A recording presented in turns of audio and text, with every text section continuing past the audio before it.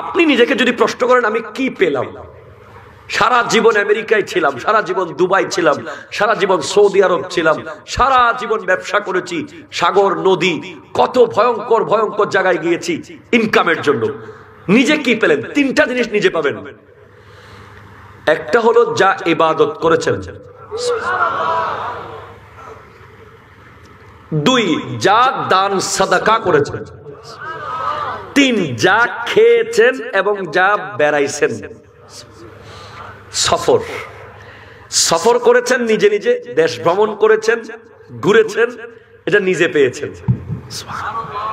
যা মুখে দিয়েছেন তা নিজে পেয়েছেন খাবার, যা সাদাকা করেছেন তা নিজে পেয়েছেন, এবং যা ইবাদত করেছেন তা নিজে পেয়েছেন। বাকিগুলো দুনিয়া পাবে।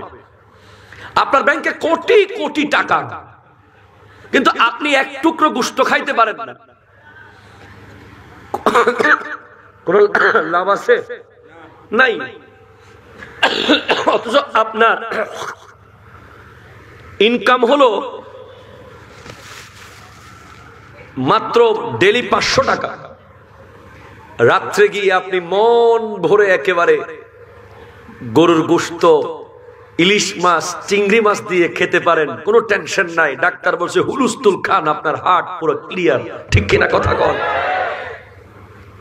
একটা হলো সুখ আর একটা হলো শান্তি। টাকা সুখ, গাড়ি সুখ, বাড়ি সুখ, বিল্ডিং সুখ, এসি সুখ, গিজার সুখ, শোয়ার সাথে সাথে ঘুম আসা শান্তি। শোয়ার সাথে সাথে ঘুম আসে কি? শান্তি।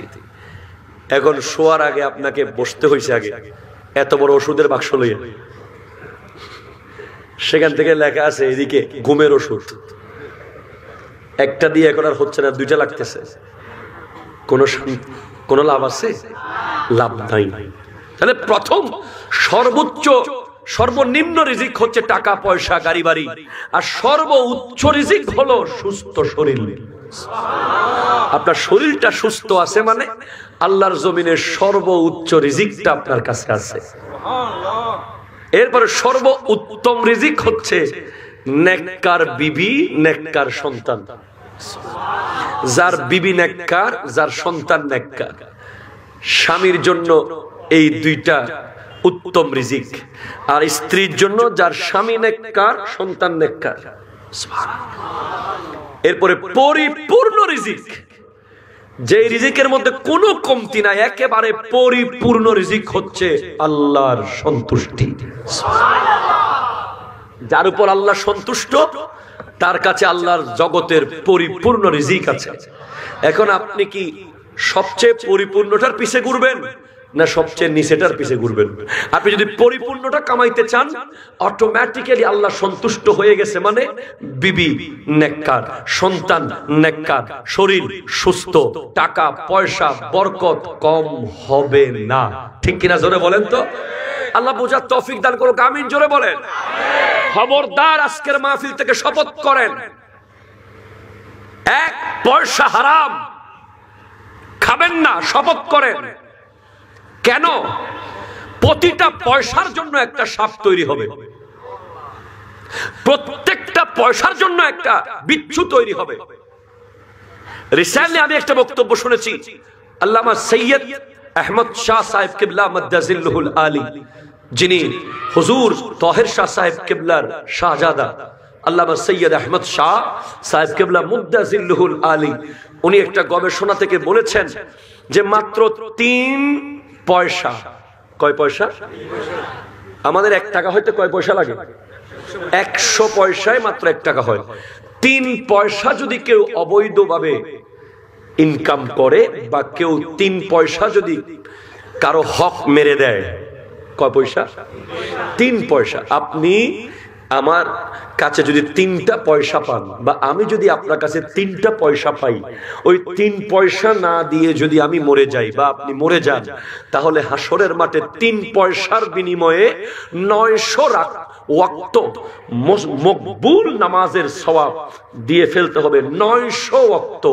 যে ওয়াক্তের নামাজগুলো 100% কবুল হয়েছে, এরকম 900 ওয়াক্তের নামাজ দিয়ে ফেলতে হবে শুধু 3 পয়সার জন্য।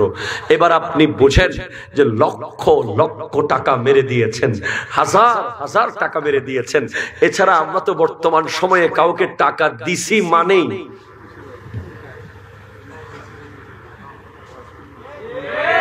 কথা কোন না, ঠিক কিনা বলেন না?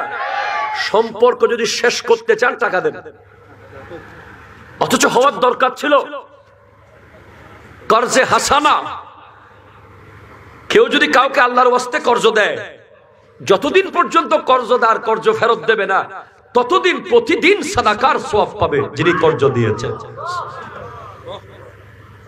আর যে ব্যক্তি কর্জ ফেরত না দিয়ে মরে যাবে, মানুষের পাওনা না দিয়ে মরে যাবে,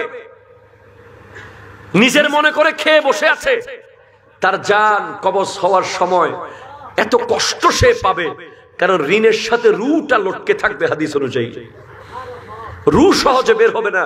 নবীজির হাদিসে আছে রু ঋণের সাথে লটকে থাকবে, অনেক কষ্ট হবে রু বের করতে। রু কোনোভাবে যাবে না, রু আটকে থাকবে। মানুষের পাওনা না দিলে, মানুষের উপর জুলুম করলে।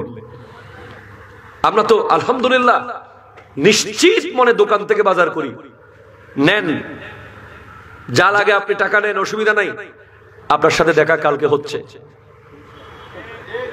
কথা কোন ঠিক কিনা বলেন না?